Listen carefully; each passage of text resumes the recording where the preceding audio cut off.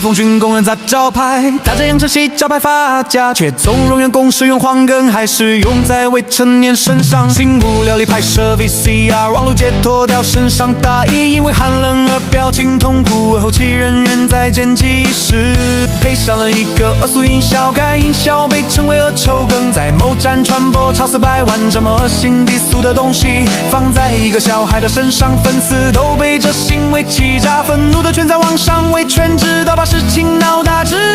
后，公司才出来发个声明，态度坚持敷衍到极致，还在维护该后期人员，专门说误会无解除，还有音效是热门素材，并不知道背后的含义。一个深谙某站的公司说不知道这音效含义，你讲给鬼听鬼都不信，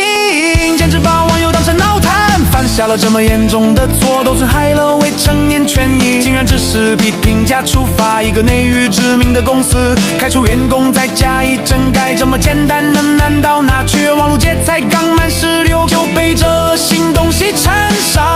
并且粉丝全部扒出来，23年就用过这音效，受伤害的还是网路界，吓人的是那会才13，还是在上初中的年纪就被员工搞恶意趣味，这不是故意的，是什么狗公司更完全不作为，不在乎小孩身心健康，或许更是删掉了生命，看来是不愿意给交代，完全是明晃晃的针对，公平从来不给网路界无聊使用网路界黑称，会给别的人丑图大骂，但是网路界表情一波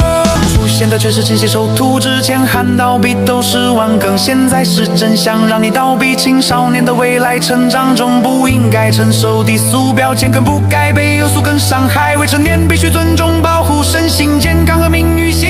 象，必须把这些放在首位。